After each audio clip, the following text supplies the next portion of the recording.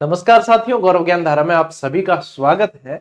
रीट का ये जो अपना एसएसटी का कारवा चल पड़ा है उसको आगे लेकर जाते हैं। भी काफी सारे बच्चे जो है सीईटी के एग्जाम में लगे हुए हैं और सीईटी से अपना रथ थोड़ा सा मोड़ना पड़ेगा उन्हें रीट की तरफ।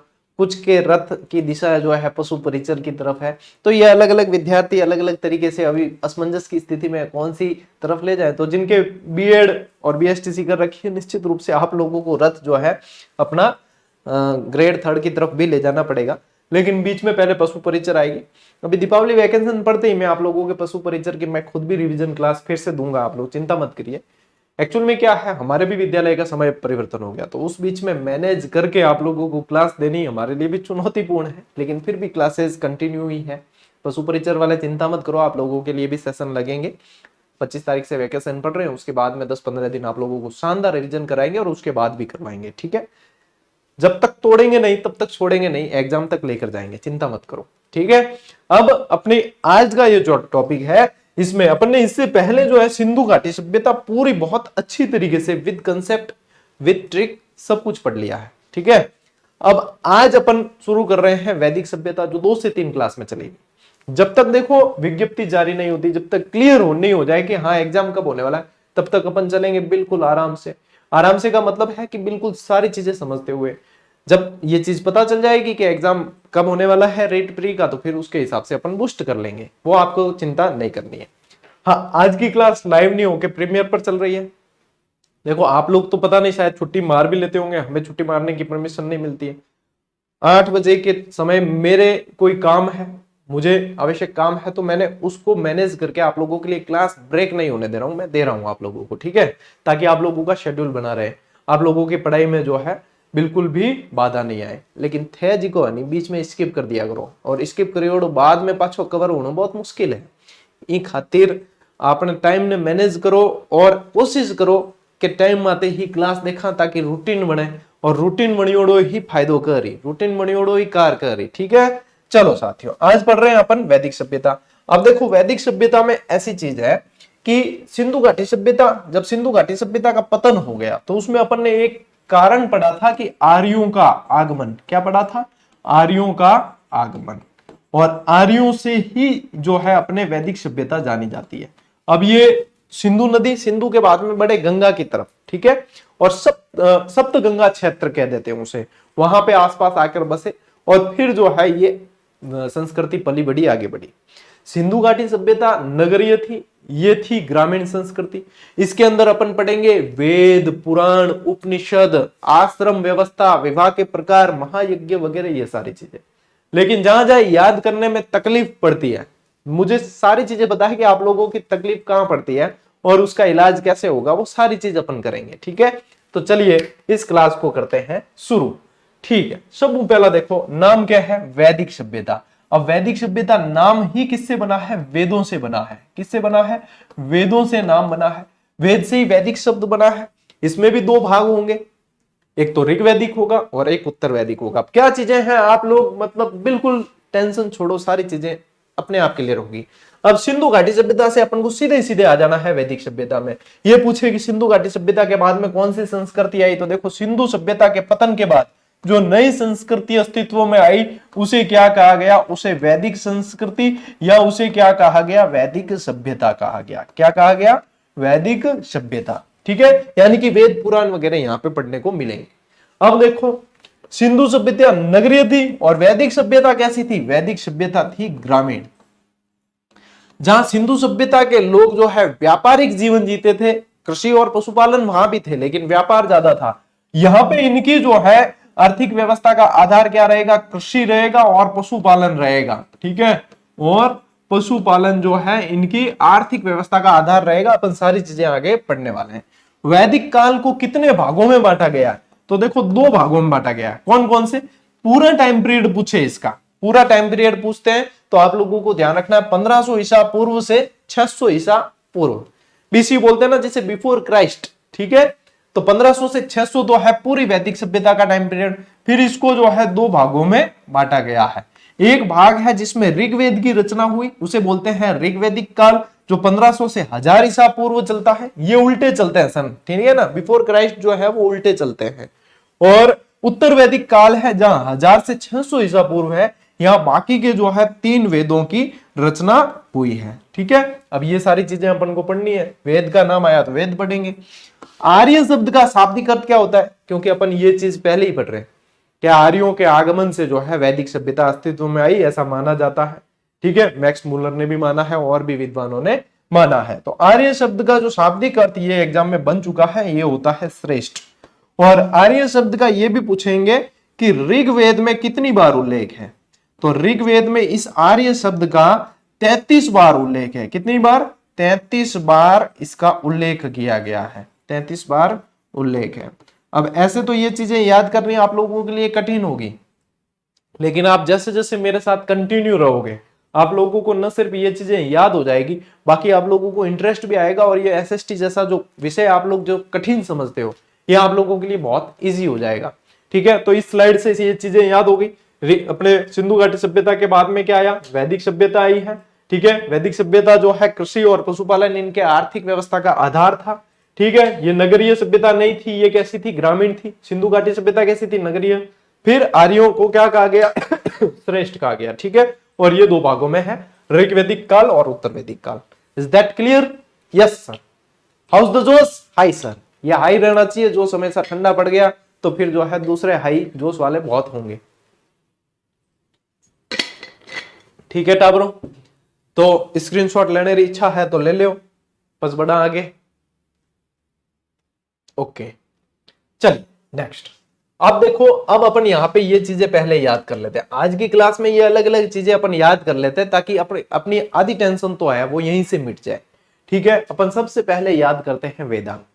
ये चीजें याद होगी। अब याद कैसे होगी? वेदांग है क्या? ये एक प्राचीन हिंदू ग्रंथ ही है जिसे वेद का सहायक शास्त्र माना जाता है। ठीक है, अब आप लोगों को पूछते क्या है पता है कि वेदांग की संख्या कितनी है? तो वेदांग है 6। ठीक है, और आप लोगों के रीट में तो इनमें मतलब इसके रचयिता नहीं भी पूछे जाए, आप लोगों को तो डायरेक्ट पूछ लेते हैं कि वेदांग में से ये कौन सा है कौन सा नहीं है। तो यहां पे मैं एक छोटी सी ट्रिक देता हूं आप लोगों को, ये ऐसे याद रखना, वैसी कव्यानी, वैसी कव्यानी छंद ज्योतिष, वैसी कव्यानी छंद ज्योतिष, ये याद रखोगे ना तो आप लोगों को वेदांग याद हो गए। अब वे से क्या है? वे से वेदांग। ठीक है, सी से आप लोगों के शिक्षा। ठीक है, क से आप लोगों के कल्प, फिर व्या से आप लोगों के व्याकरण, नी से आप लोगों के निरुक्त। ठीक है, छंद से छंदी और ज्योतिष से ज्योतिषी है। तो छंद और ज्योतिष ये 6 जो है आप लोगों के क्या है? वेदांग है। क्या याद रखना? वैसी कव्यानी छंद ज्योतिष। ठीक है, वैसी की जगह वैसे पढ़ लेना। फिर ध्यान रखना पड़ेगा कि ये शिक्षा के बारे में कहा गया है, वैसी कव्यानी छंद ज्योतिष। अब ये इसलिए ट्रिक से याद करवा रहा हूं क्योंकि आगे जैसे जैसे बढ़ेंगे ना तो 4 वेद, 4 उपवेद, फिर आप लोगों के ये चीजें आ गई, फिर पुरुषार्थ आ जाएंगे, 8 प्रकार के विवाह आ जाएंगे, 5 तरह के महायज्ञ आ जाएंगे, तो फिर बहुत सारा कंफ्यूजन होगा। तो अपन यहीं पे जो है इन चीजों को क्लियर करते हुए आगे बढ़ते हैं। अब देखो, शिक्षा के बारे में संबंधित जो है आप लोगों को व्यक्ति पूछते हैं, ऋषि पूछते हैं, तो वामज्य ऋषि। अब ये प्रो लेवल के सवाल है। ये कैसे है कि शिक्षा से वामज्य ऋषि का संबंध पूछेंगे तो प्रो लेवल के हैं।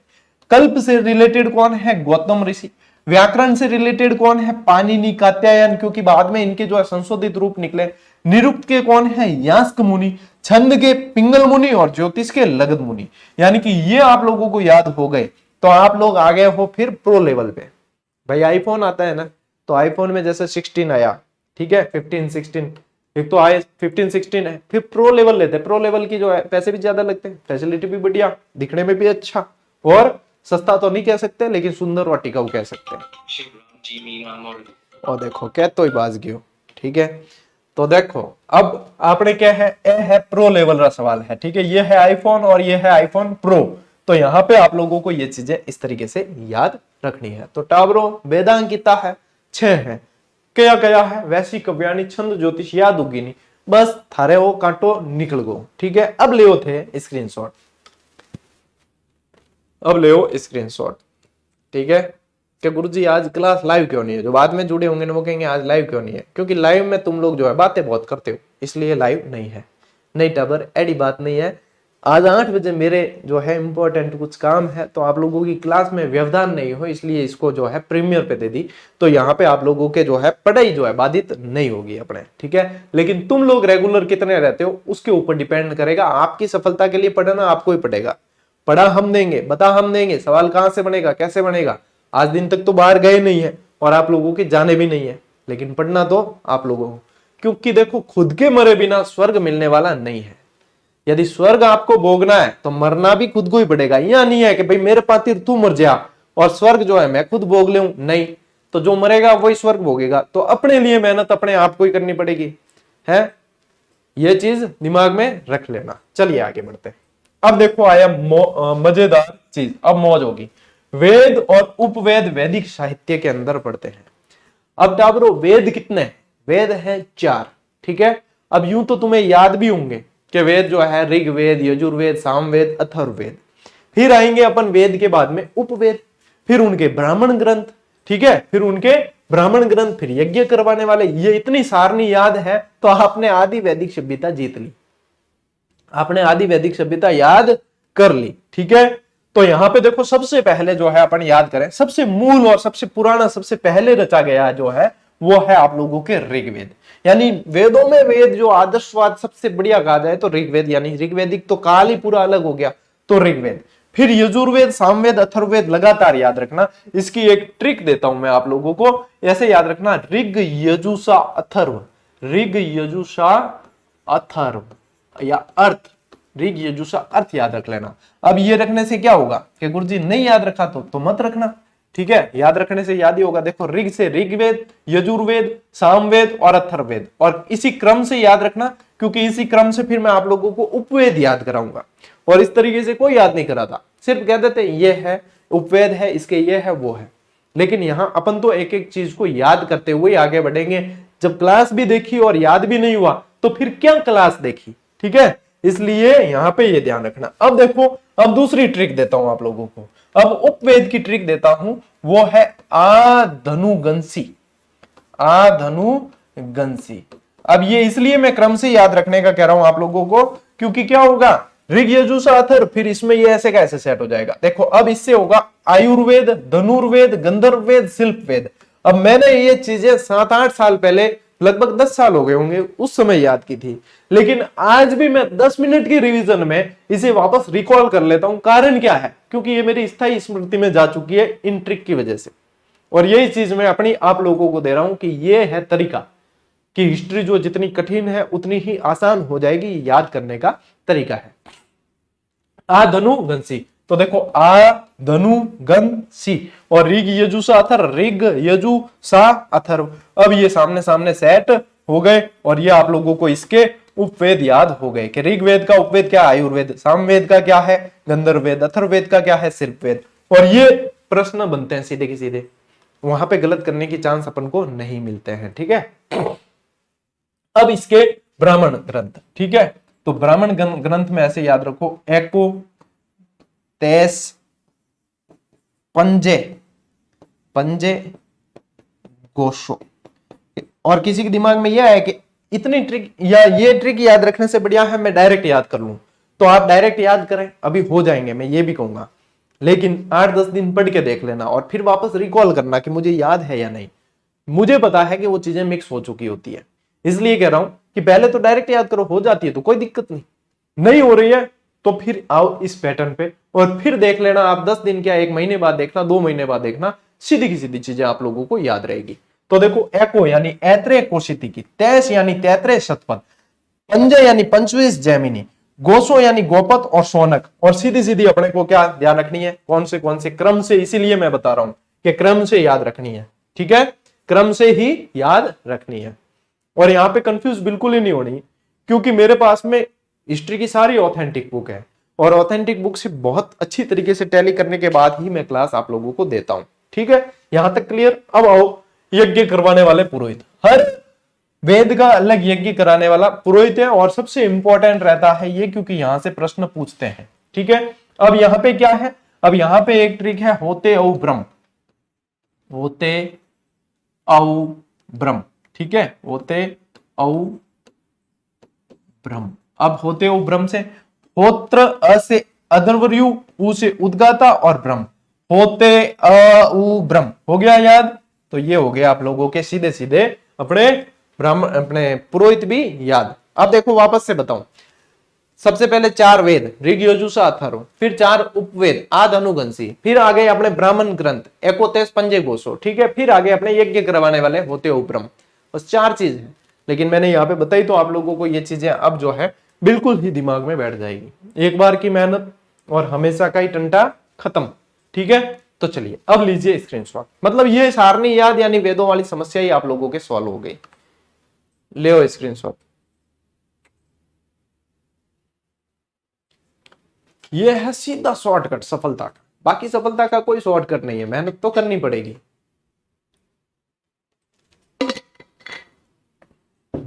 बढ़े आगे, ले अब है वैदिक कालीन पंच महायज्ञ। अब जो गृहस्थ जीवन में व्यक्ति रहता है उसके लिए ये पंच महायज्ञ बताए गए हैं कि ये उसे करने चाहिए।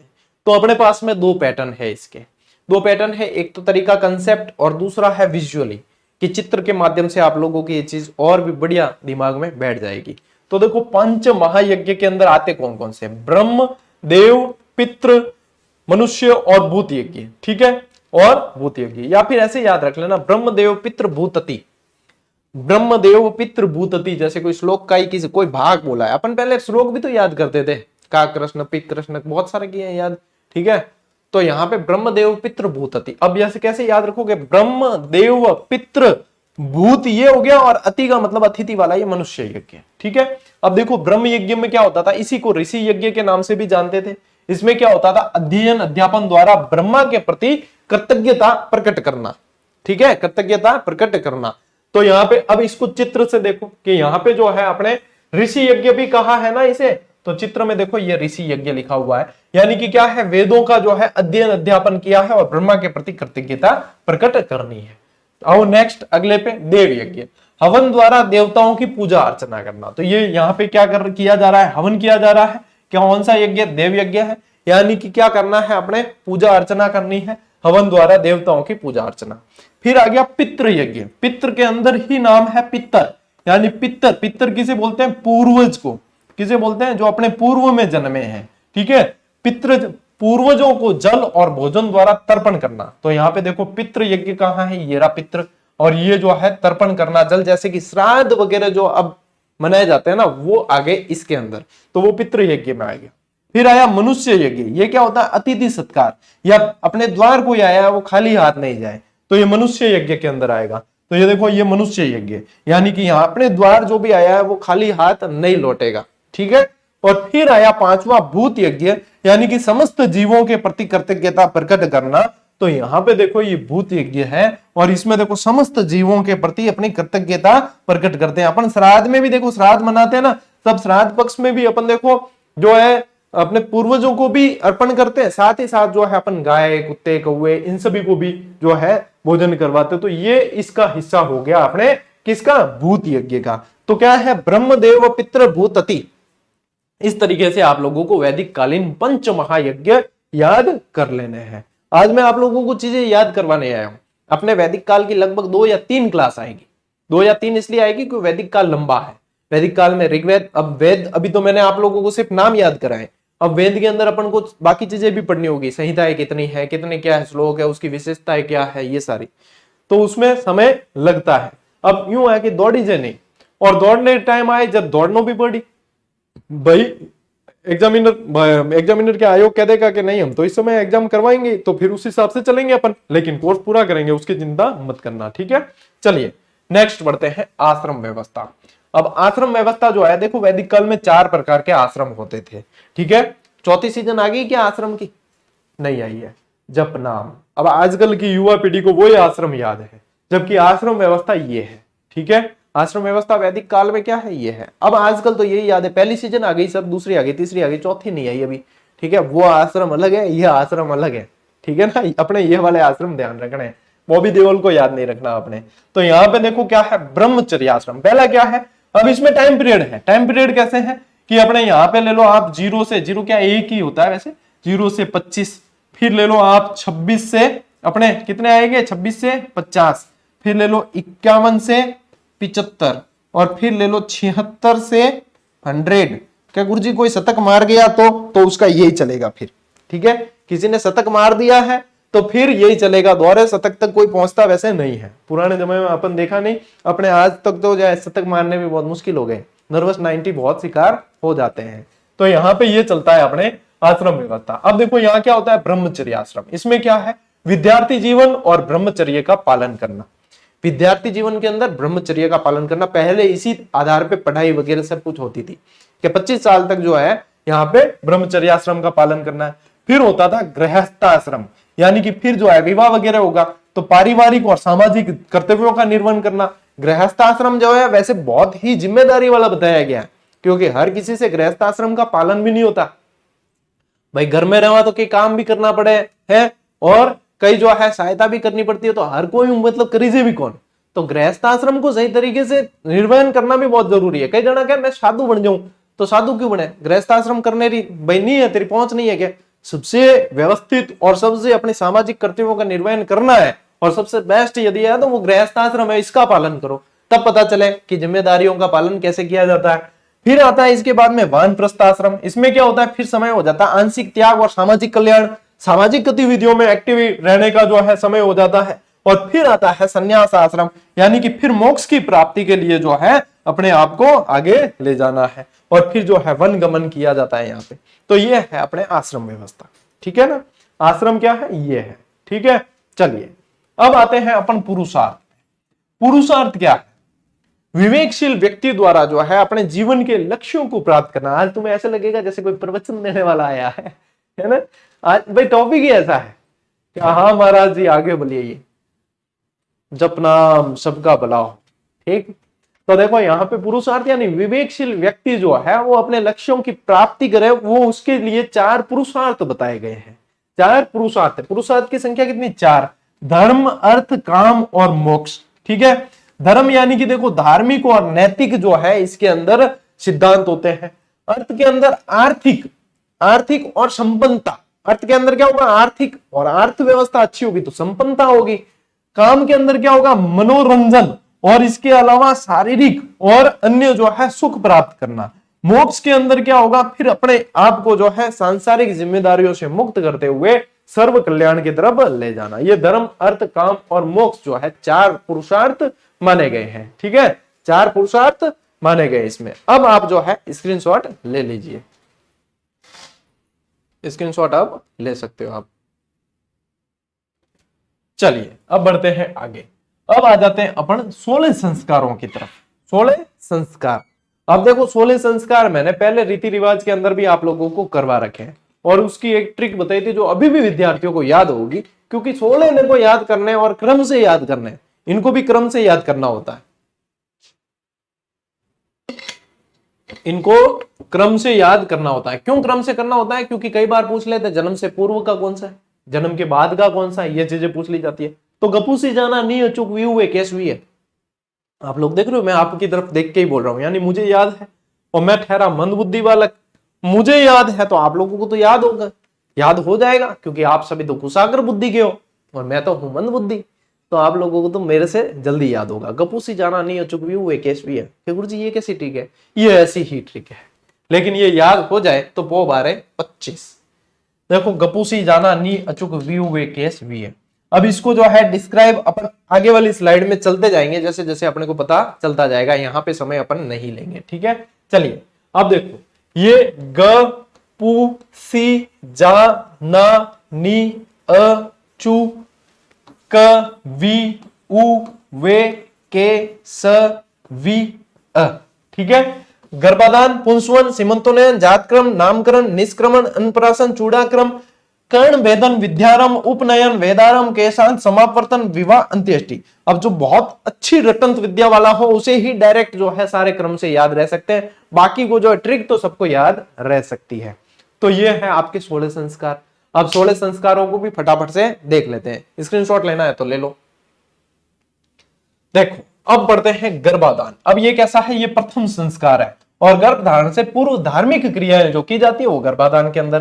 फिर आता है पुंसवन, तो गर्भ में पल रहे शिशु के पुत्र रूप हेतु देवी देवताओं को पूजा करना, मतलब ये लड़का हो लड़की हो ये पहले से चला आ रहा है। हालांकि इस मान्यता का कोई अर्थ ही नहीं है, लड़का और लड़की अपनी अपनी किस्मत लेके आते हैं और जो भी आए वो बढ़िया ही है। तो यहाँ पे जो है शिशु जो पल रहा है उसके पुत्र रूप के लिए जो किया जाता है वो पुंसवन है।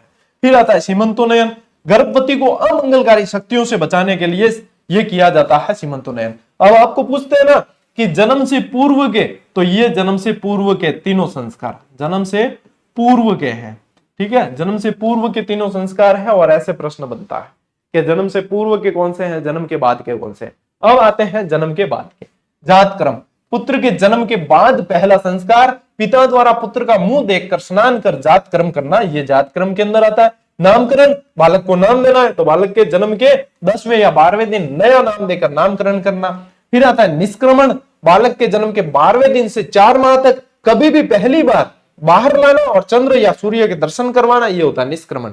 निष्क्रमण यानी बाहर लाना और चंद्रमा या सूर्य के दर्शन करवाना, ये होता है निष्क्रमण संस्कार। फिर आता है अन्नप्राशन, यानी पहली बार अन्न खिलाना। जन्म के 6 माह बाद जो है पहली बार अन्न का आहार देना।